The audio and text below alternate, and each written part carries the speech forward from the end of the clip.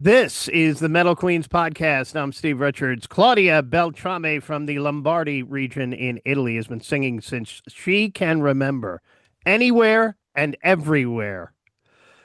And Claudia with the band Silent Angel right now. She is working on her second album, currently performing live shows all around Italy and abroad as well. At the beginning of this year, she has been doing some session singing for the Italian folk metal band Fura Gallico. So a new album is coming with Silent Angel. We'll talk about that coming up. But first, Claudia, welcome to the Metal Queens podcast. Thank you. Thank you, Steve, for having me. It's great to have you here, And hello to everyone. Sorry. So you started with a very structured approach to music as a child. What was that like, and how important was music growing up in your household in Lombardy? Okay. I grew up in a musical family, let's say. They were not as invested as I was later, but my mom played the piano, my father played the guitar and the bass, and one of my brothers played the drums, and we later started our first little garage band, let's say, when we did cover pop rock songs in the early 200s. So, but I started with classical music, actually. I started with playing classical piano for many years. So even though I always liked singing, I was more focused on the piano playing when I was little and when I was younger. And then afterwards, I was fascinated by choirs, classical choirs, which are there are many choirs, classical choirs in Italy. It's very common here, not only in church, but also outside of that. And so that's the way I started singing properly, let's say, classical music, basically from the Renaissance and the Baroque era, and then some more after that.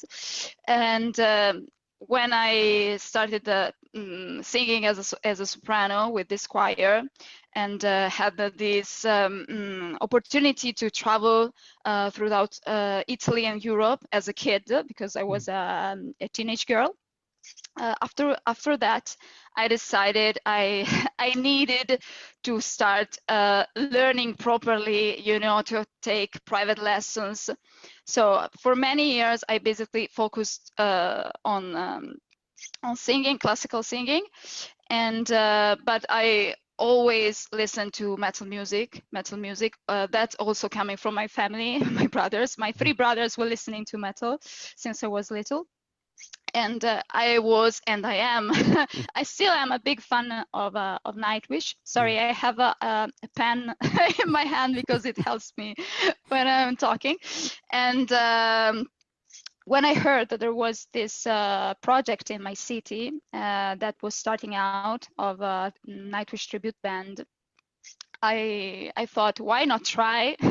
After many years without having a band of mine, I had some little bands, garage bands, when I was in high school.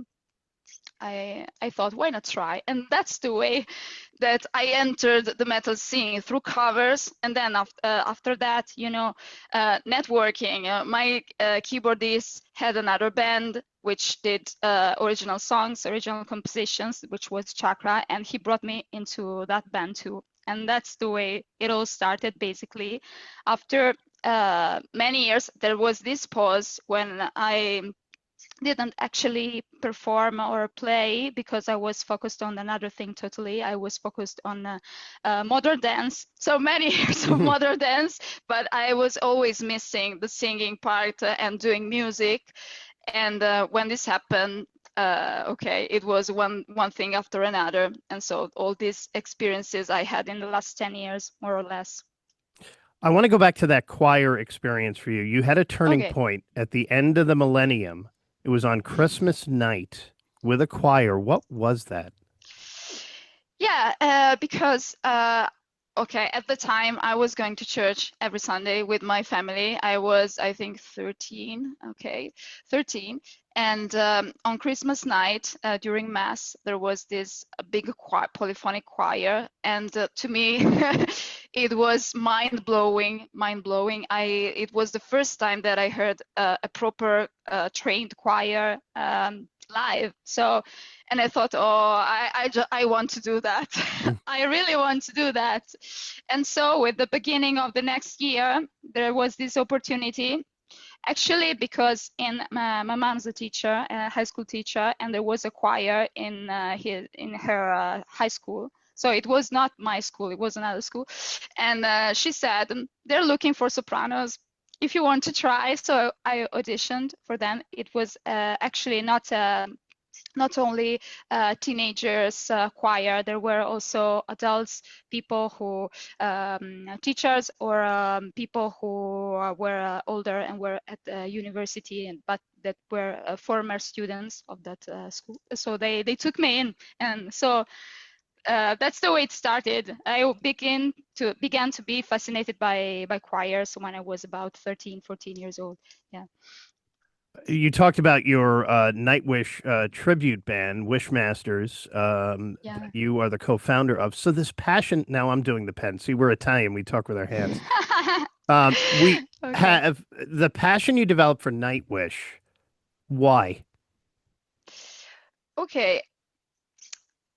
I really don't know why, but okay. Actually, in my home when I was a little younger, my brothers were listening to them, but I wasn't really into them at the beginning. I don't know, but at the end of high school, more or less, I started listening to them over and over, and it was, I don't know, it was actually joining the my passion for metal music and my passion for classical singing, and I found out that I was able to sing Taria's songs without great effort. Then I obviously got better and better with practice when I had my own band. But when I was, singing in my room, I found out that I was able to sing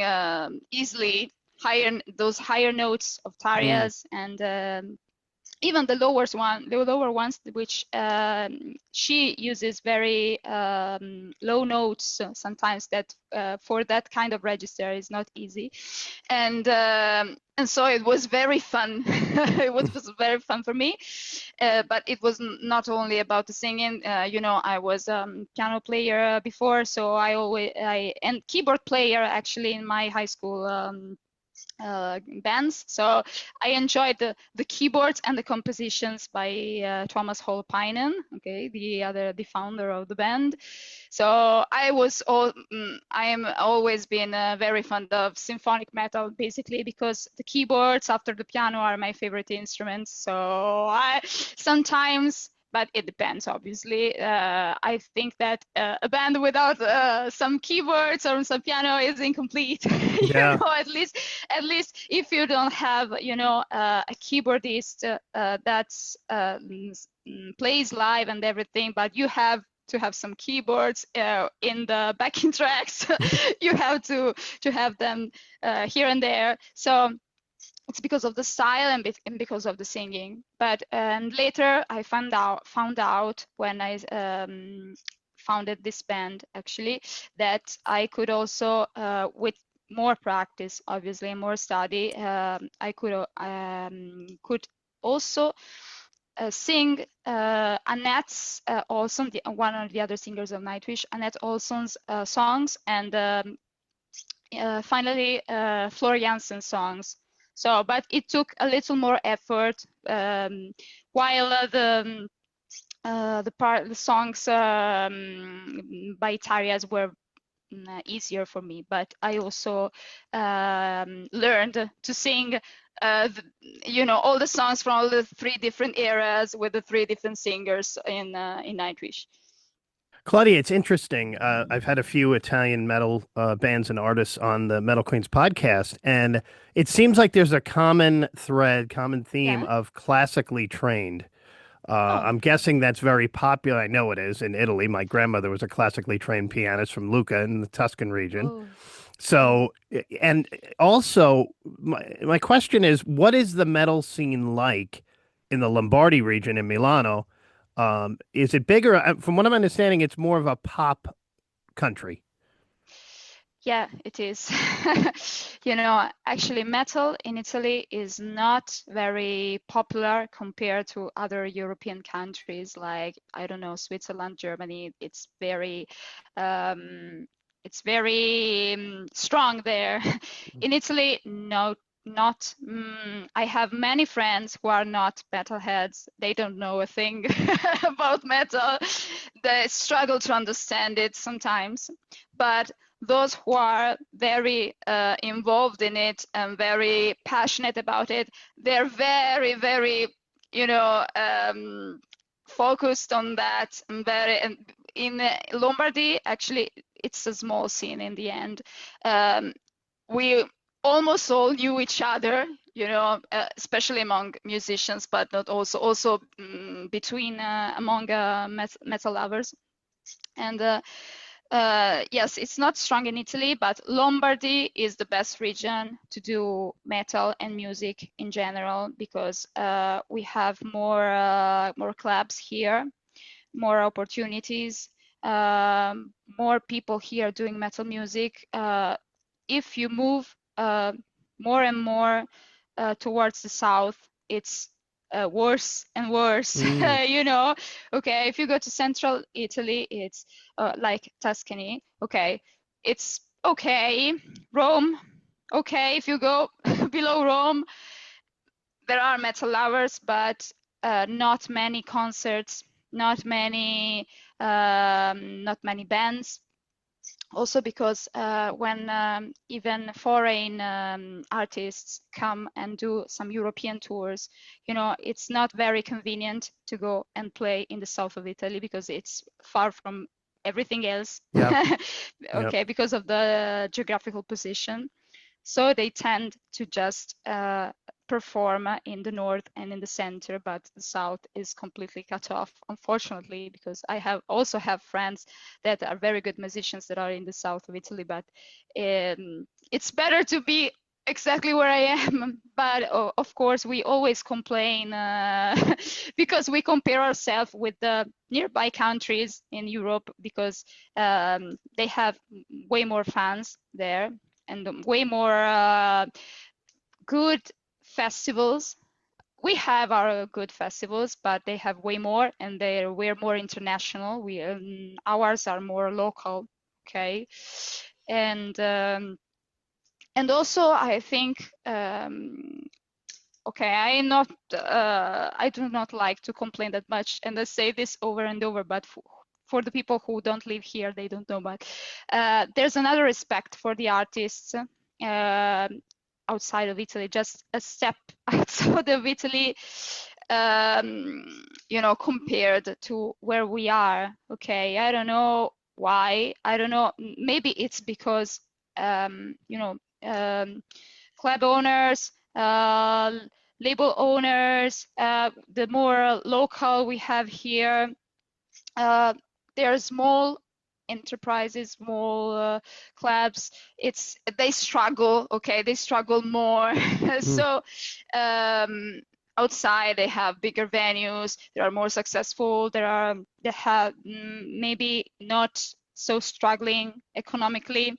So it's not perfect outside of Italy, of course, but it's a little easier. Always thinking that obviously the life of the artist is never never easy in itself, but somewhere is a little easier and somewhere else it is a little harder.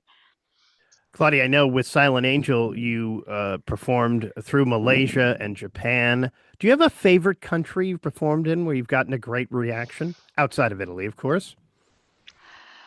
I loved all of Japan. We performed in 3 cities that were Osaka, Gifu, and Tokyo. Maybe in Osaka for some. No, Gifu.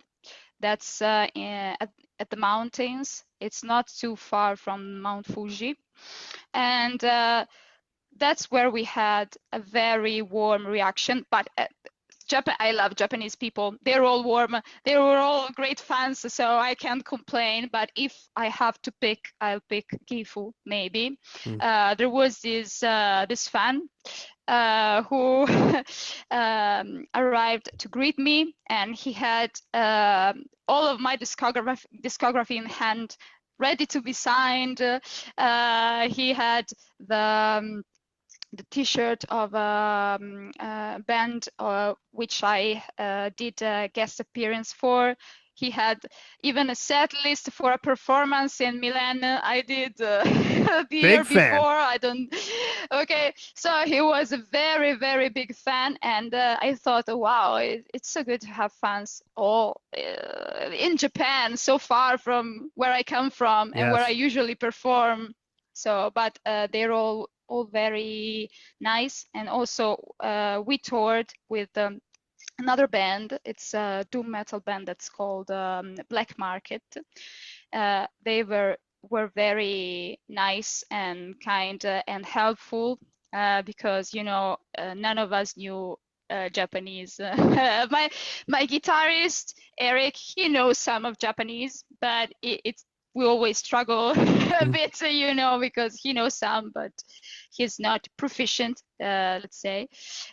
So this band, they helped us very much. They were very, very nice, and they showed us that for the underground scene there, bands are very close to each other, very helpful to each other. So it's a nice thing to see, because sometimes you see in other countries that it's more like a little war. Sometimes some bands are friends, okay?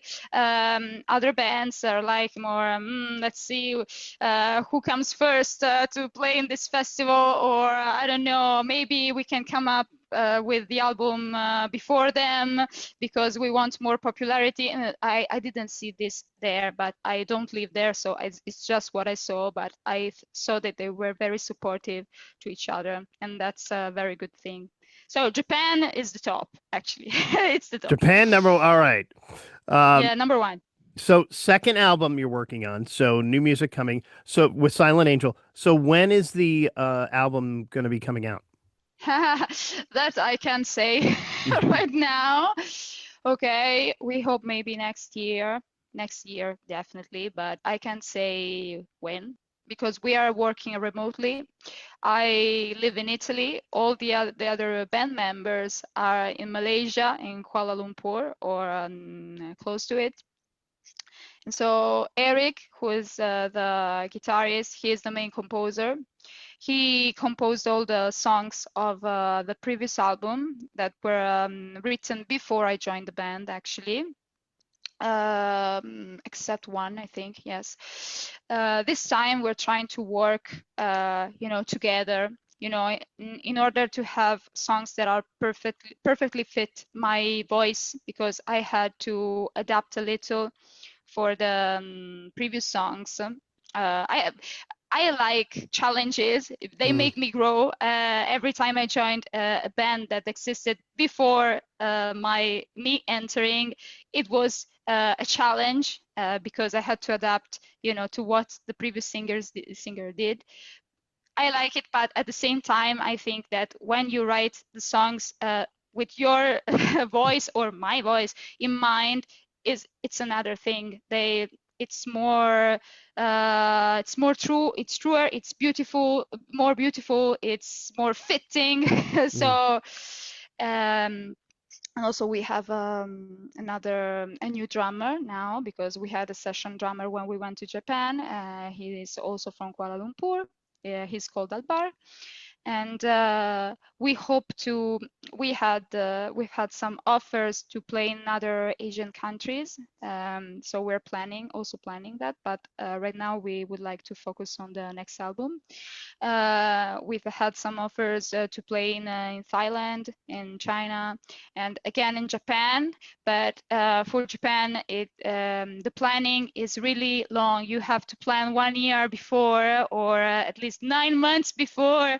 So we'll definitely come back, but we'll have to wait a little to come back to Japan, because their schedule is like that. For the venue schedule, and also we'll probably do another tour with Black Market or with another Japanese band. What do you like to do when you're not doing music? What do you do for fun? Okay, I like to read. I read a lot. I read, okay, I can't say a specific genre because I read basically everything. I read autobiographies. I read science fiction, fantasy, classics, novel classics. I like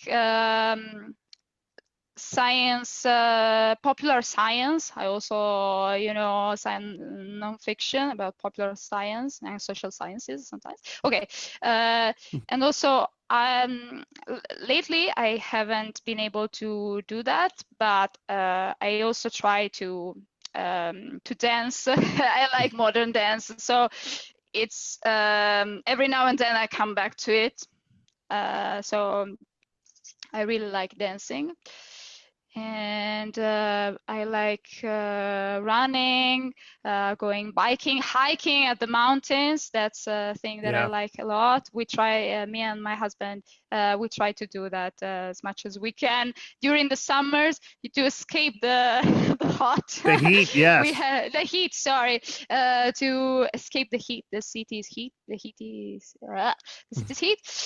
So since we in couple hours we can go to the mountains here in Piedmont. That's the in Piedmont, or Valle d'Aosta. That's another the regions close to Lombardy. So that's another thing I do. And watch TV series like almost everyone do. Yeah. And so a little, those are you. That's how you escape. Yeah, you a little bit of everything, pretty much. Yeah. I have 2 cats, so I like to, read with my cats. Okay, right now it's hot, but during the winter with both cats on my lap. Yes, reading. I can relate. I have 3 gatti.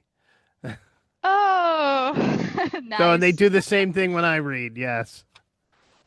Okay. They're good companions when you read. Yes. Yeah. Also, little warmers. You like warmers. Yeah. All right. We're going to wrap up here with 5 questions for Claudia Beltrame. I'm going to start out with your favorite drink. Coffee. I would say. Also, I'm not the typical Italian that drinks only espresso, but any coffee is good for me. American coffee, I don't know, instant coffee, every coffee is good for me. I'm always up for coffee, so that's my favorite drink. All right. I always ask this with Italian artists, of course. Your favorite food? Pizza. I'm a cliche, but if I had to choose that one food, I can't live without pizza, because I eat it once a week. Almost every week, once a week, I have it. It's funny. My grandmother, I mentioned to you, was from Lucca in Tuscany. She never got introduced to pizza until she moved to the United States. No. No. I mean, my southern Italian family knew pizza, of course, but not in Tuscany. Yeah. Your favorite female singer of all time? That's Floor Jansen. I knew you were going to say Floor. Yeah. She's so versatile, and also she has so much sentiment. She sings with her soul. She not always has technique, but she gives me the goosebumps. So she's perfect to me, and also she can sing whatever she wants. I think she could sing every genre if she wanted. So If she's my role model. if you weren't Sorry. doing singing and music, what would you be doing? Okay. Okay. I actually have a degree in biotechnology, so I really like science and laboratory science. And as I told you, I enjoy reading, but also writing. I did writing. Actually, I prefer non-fiction more than novel writing or short novel writing. But so probably I would invest in writing a book. Okay, that was a dream of mine when I was little, to become a writer and publish my own book. So who knows in the future, maybe when I'm older, when I do not have any more CDs to release, maybe one book. um, yes, that would be, it's also something I would enjoy, in the present, to become a writer. Yeah. So you never know. You might see Claudia Beltrame on the bookshelves in bookstores and online with books in the future. We will see. Who knows? Yes. And finally, the first concert you ever went to. Who was it? Okay, if I have to say metal concert, I went to Linkin Park in 2003. It was actually, it was free, free entry, because they were not famous. How do you say? Okay, they were not famous yet. So Right. I actually didn't know them well. I just went because my friends were going. So, and I was blown away. Oh, Linkin Park, wow. Okay, so now they take arenas when they come here, like they did last week. They came here. I didn't go to see them because I went to see Sabotage, but it was Linkin Park. Yeah. All right, Claudia Beltrame, new album coming from Silent Angel, the second album, and they'll have some tour dates as well. And you can follow Claudia Beltrame on Instagram, Claudia Beltrame Singer on Instagram as well. Claudia, thank you so much for joining me. Thank you. It was nice to be here, and it was nice to get to know this podcast. It's very nice. Good work. Keep up Thank the you. good work. Thank you, Claudia. I appreciate that. Okay. And thank you for watching. Subscribe, share, like, do all of that stuff. This is the Metal Queens podcast. I'm Steve Richards.